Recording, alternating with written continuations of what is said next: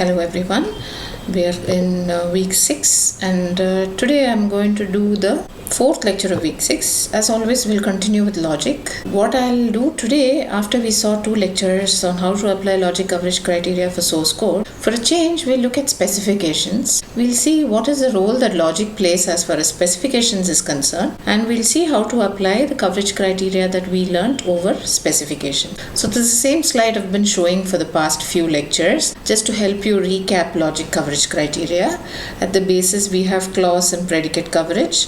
The whole predicate becomes true once, false once in predicate coverage. Each clause is made true once, false once in predicate coverage. Combinatorial coverage tests for the entire truth table. Then we have active clause coverage criteria, 3 of them. The most popular is correlated active clause coverage here in the center. Then we have inactive clause coverage criteria, 2 of them. And when a predicate has only one clause, all these coverage criteria basically boil down to just predicate coverage criteria. What we'll do today is we'll look at specifications or requirements. It could be a part of a requirement specification document. It could be a part of a design or an architecture document. We'll see where do logic come into play in these kind of documents and how to apply the logical coverage criteria that we have learned to generate test cases for specifications. So typically, where do specifications stay? You might have heard documents like software requirement specification or system requirement specifications. They are usually abbreviated as SRS. Similarly, you have functional requirement specifications, FRS, hardware requirement specifications, HRS. So, and these are always documents that are typically written in English. Somebody will write saying the server will respond to the client's request within 3 milliseconds. The server will acknowledge every request by a client, and so on. And or people use semi-formal notations like use cases and so on to write these requirements. And typically a lot of these requirements include logical specifications. Like for example, they might write a specification which says that if the value of pin code is entered, then it must be exactly a 6-digit number, right? So this can be thought of as a formula or a condition that can be written in logic. Basically, specifications involve conditions which talk about if this happens, this will happen. For this to happen, something else must have happened. So these conditions are basically nothing but logical predicates. And if they are not given in the formal language of logic or in programming notation, as testers, it's our duty to be able to read the English specification and derive logical predicates from them. So in today's example, we will look at English specifications and see how logical predicates can be derived from them. And where do these kind of specifications come? These kind of specifications come typically as preconditions, post conditions, invariants. Invariants, for example, could be a property which says that at no point in time will, if there is a critical region in a particular database or access to a database, an invariant could say things like at no point in time 2 different processes have access to the critical region. So this can be thought of as an invariant describing the safety property of mutual exclusion. Similarly, very common for programmers to write assertions to be able to debug their design or code, right?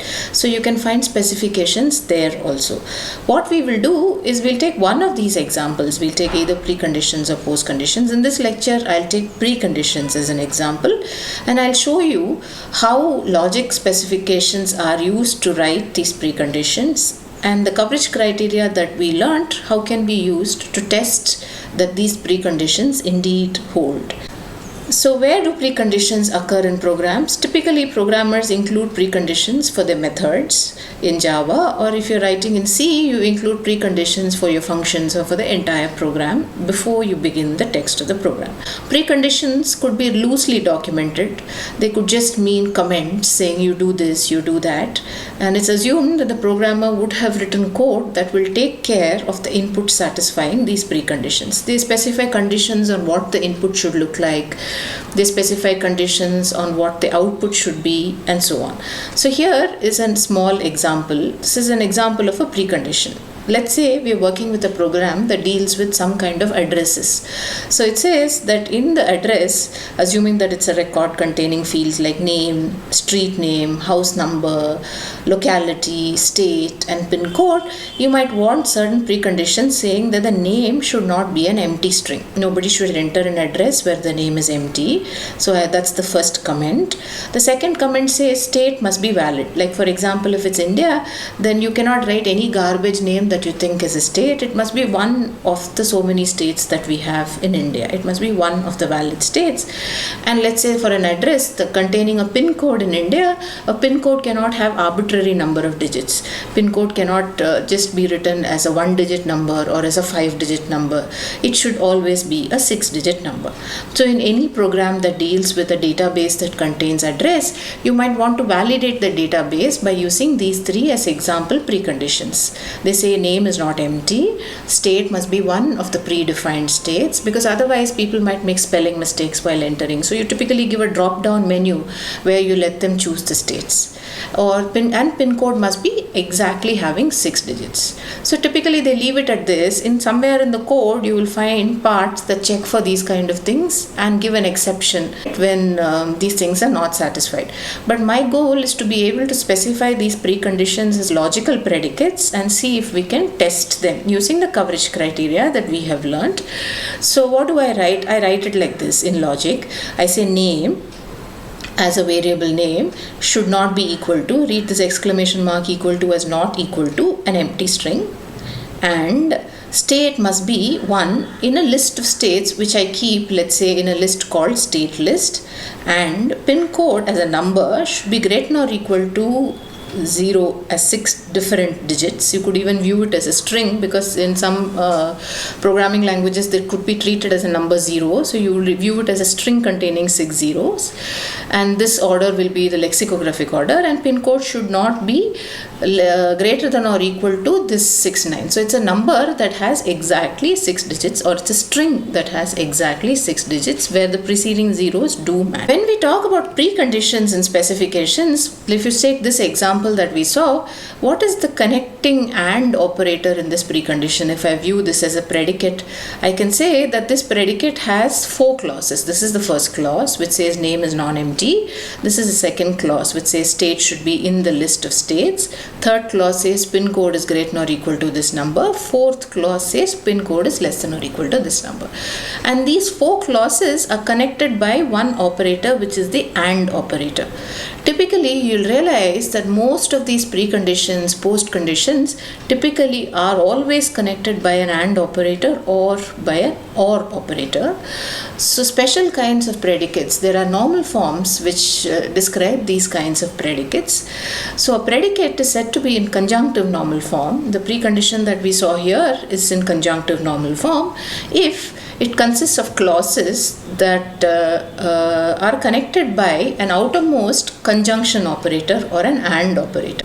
In conjunctive normal form, these clauses could be disjuncts themselves, in the sense that one particular clause within itself could contain OR operator. Of course, going by our condition of logic coverage criteria, we would distinguish it as 2 different clauses, because for us a clause cannot contain an OR operator. But in conjunctive normal form, that's allowed. So here are 2 examples of formulae in conjunctive normal form. The first one, A and B and C, has 3 disjuncts or clauses, as we call it in this course, A, B and C, and the outermost operator that connects these 3 disjuncts is an AND operator. In this case, the second example, I have A or B and C or D. For us, it has 4 clauses, but if you see, the outermost operator is still an AND operator. Inside, the clauses could be connected by an OR. So if the clauses are connected by an OR, this entire thing, A or B, in the jargon of logic is what is called a disjunct, in the sense that these clauses, individual clauses inside, could be connected by a disjunction operator or an OR operator, but the outermost operator connecting them is an AND. And we also implicitly assume that inside there are no ANDs. For example, I should not have A and B and C and D. If I have that, then I say A is one clause disjunct and B is another disjunct. I separate it out. The outermost operator in a conjunctive normal form should be an AND. So it's a conjunct of disjuncts. That's how you call a conjunctive normal form formula as. So now remember, we want to be able to work with logic coverage criteria. Always it's easy to do predicate coverage and clause coverage, but to be able to do active clause coverage, if a predicate is in conjunctive normal form, it's fairly easy. What you have to do is the following. A major clause that you want to focus and make it determine the predicate, you make that active by making all other clauses true. Let's take this example, A and B and C. Suppose I want to make A as my major clause and I want A to determine the predicate B. So I'll make B and C completely true. Right, which are the minor clauses, I'll make them true. If B and C are true, then the truth or falsity of the predicate is completely influenced by A, because when A becomes true, the predicate will be true, and A becomes false, the predicate will be false. B and C are true anyway, so they won't influence the predicate at all. So that's what this point here says. It says major clause is made active, means made to determine the predicate by making all other clauses true. Then what is the what is the table containing the test requirements for active clause coverage look like? It will look like this. It will have a row of all trues and then it will have a diagonal of false values. So what do we mean by a diagonal of false values? In this case, I am making A the major clause. So A is true ones, false ones. The rest of the minor clauses are all true. But that's what I want it to be for A to be determining B. In this case, I'm making the major clause B determine B. So B is false ones, true ones, and the rest of the clauses will be true, and so on. So this is how ACC test requirement looks like when the predicate is given in conjunctive normal form. There is another popular normal form in logic called disjunctive normal form. It's somewhat the opposite of conjunctive normal form. Here, the outermost connective is an OR.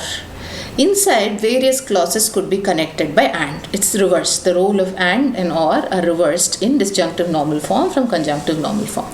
So we say a predicate is in disjunctive normal form if it consists of clauses or conjuncts that are connected by a OR operator. So here are two examples, A or B or C. There are three clauses connected by an OR operator. So we say this predicate is in disjunctive normal form. Here again, there are four clauses. A and B is one clause, C and D is one clause. A and B is one conjunct, C and D is one conjunct. Together there are four clauses. These conjuncts inside can have ANDs, but in disjunctive normal form, the outermost operator is an OR.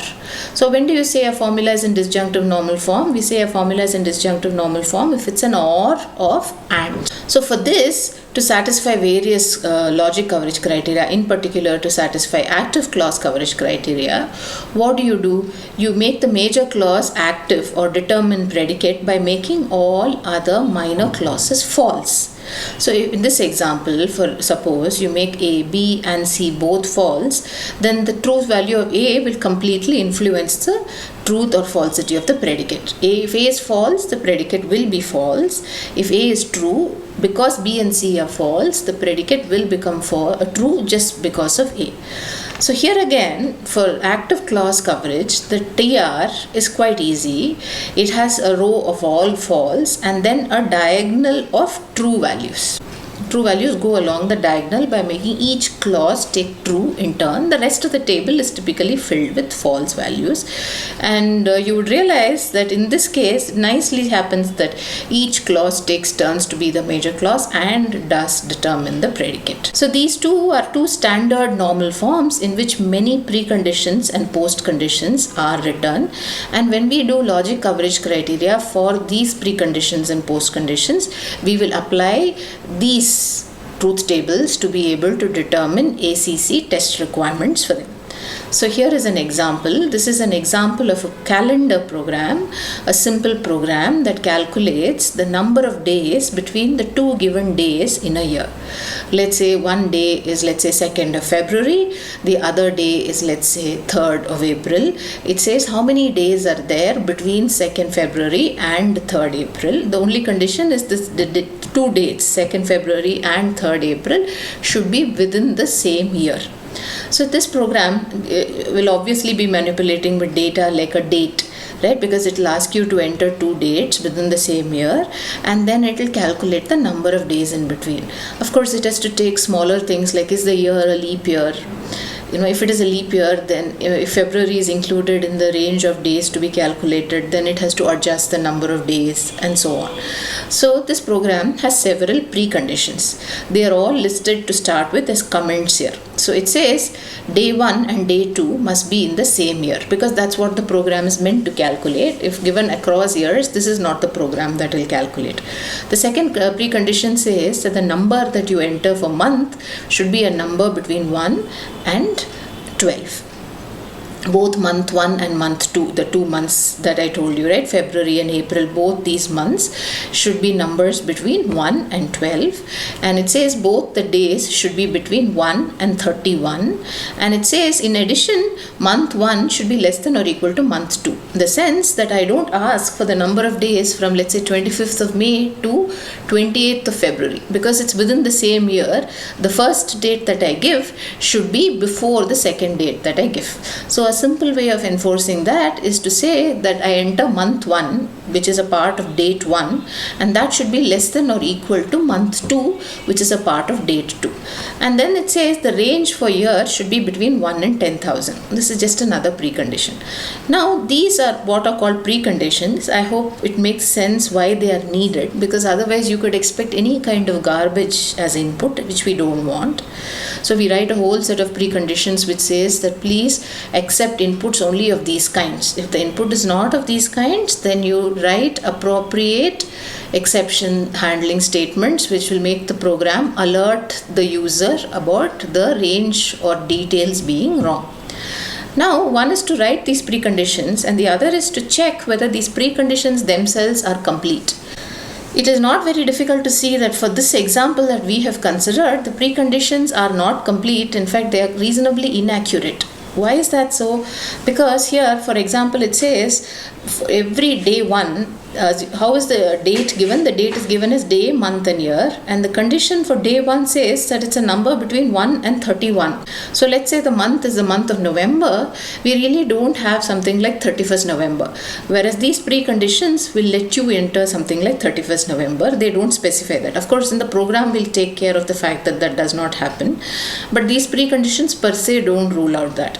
Similarly, for a month like February, you can merrily go ahead and enter 29th February for a year that is not a leap year, or for that matter, you can enter 30th February and 31st February. These preconditions let you do that.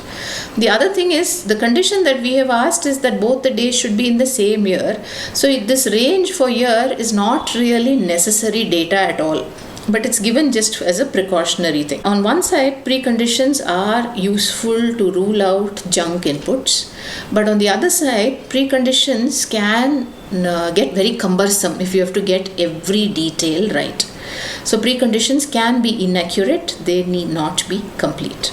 So this is how the CAL program starts. So it takes inputs as month 1, day 1, month 2, day 2, and year. So it says in this year, this is the range from day 1 in month 1 to day 2 in month 2, you calculate the number of days. How does the program work? Here is how the program works. It calls this method called CAL. It has an internal variable called number of days, which is the variable that is returned back to the main program. What it first says is that if it's in the same month, if the 2 days are in the same month, that is if month 2 is equal to month 1, the number of days is easy to calculate. You just do day 2 minus day 1, then you get the number of days. Otherwise, what it tries to do is first tries to populate the calendar of how many days are there in a month. So this is the calendar that it populates. So it says skip month 0 means skip this entry 0. Then it goes on as January, February, March, April, May, June, July, and so on. So January has 31 days. For February, it is just initially put it as 0. Based on whether it is a leap year or not, we will populate it as 28 or 29. March has 31 days. April 30 days, May 31 days, June 30 days, and so on till December. Now the next piece that the code contains is to populate the date for February. So it says first checks whether are we in a leap year. So year is already entered here as input. Year is already entered here as input. So it tries to divide a year by 4, by 100 and then by 400, and it computes the standard check for leap year, right? If M4, which is the year divided by 4, is not equal to 0, or M100, which is the year divided by 100, equal to 0, and M400 is not equal to 0, then it is not a leap year. So the February, which is the second 0, 1, 2, the third entry, but the second indexed entry in the list days in, is set to 28. If this condition is violated, then it is indeed a leap year. So you set the number of days in the entry for February to be 29. So after this, you have populated this full array with the correct days for each month. Now what you do is you calculate the number of days in between the 2 days that was entered. First, you calculate the days within the 2 months. Start with the days within the 2 months. So you do number of days is day 2 plus days in month minus day 1. To this, you add the days in the intervening months. Right, so let's say I'm asked to find out the number of days from 2nd February to, let's say, 25th May. I first start with the days in February and days in the month of May. Then to that I add the number of days that I have in March and April. That's what this segment of code is doing. And for adding the number of days in the intervening month, I start from the month after the month that I began and end in the month before the month that I ended, and keep adding. Once you finally finish this, you return number of days, which tells you the number of days that exists in a month. So this is the total program for calculating the number of days in a month. This program had all these preconditions. These preconditions have to be brought into the program. So we'll continue writing the code. We'll write a main program that takes as all the inputs and calls the program for cal. So this is a driver program that calls this method cal. So what does the main program do? It initializes these things. It initializes a variable called t. Then it gets the data. Enter month 1, day 1, month 2, day 2, year. It gets all this data. Now it has checks for these preconditions. I've just repeated the preconditions here just so that it's easy to refer to. What are the preconditions? They say that the day 1 and day 2 must be in the same year. Month 1 and month 2 should be numbers between 1 and 12. Day 1 and day 2 should be numbers between 1 and 31. Month 1 should be less than or equal to month 2. And year should be a number between 1 and 10,000. So I write if statements for all these conditions. I say if month 1 is less than 1, or if month 1 is greater than 12, you throw an error. Similarly for month 2, if month 2 is less than 1, or if month 2 is greater than 12, you throw another error. And go on with this. Write conditions for day. If day 1 is less than 1 or day 1 is greater than 31, throw an error. If day 2 is less than 1 or day 2 is greater than 31, throw an error. If month 1 is greater than month 2, ask them to enter correct details. That's not acceptable. And like this, you go on building program snippets that begin to check for each of the preconditions. This checks for years. And finally, it calls the method calendar with all these inputs that have been validated and runs the method calendar. Whatever data calendar returns, it will print that data. So this is how a typical program looks like, and preconditions come as specifications that talk about what are the specifications or conditions related to inputs in the program. It's up to the programmer to be able to add these kind of conditions apart from the main functionality of the program to make sure that the inputs are well taken care of. Now if you go and see this program, we have so many predicates here. There's this one here, this if statement, there is this if statement here, which is another predicate for month. There are 2 predicates for days, there's 1 more predicate for month, there is 1 more predicate for year. So all these predicates mean that we can apply logic coverage criteria. So what do? We collect them all and we say these are all the constituent preconditions for this program. So there's one large predicate that specifies the complete set of preconditions for calendar program. That's what I have written out here as taken from the code. It's again very easy to read. It says month 1 should be a number between 1 and 12. Month 2 should be a number between 1 and 12. Month 1 should be less than or equal to month 2. Day 1 should be a number between 1 and 31. day 2 should be a number between 1 and 31, year should be within this range. If you now look at this predicate, it's very easy to see that it's a formula in conjunctive normal form. And this is what I told you earlier, right? These predicates as preconditions still are not complete. That's a different problem. We'll worry about it later. For example, 31 is not the upper limit for the day of all months. This particular bit is taken care of in the code, but it need not be. The goal for us is not to check inaccuracy or incompleteness of predicates. The goal for us to check is that the predicate that is written, does it make sense?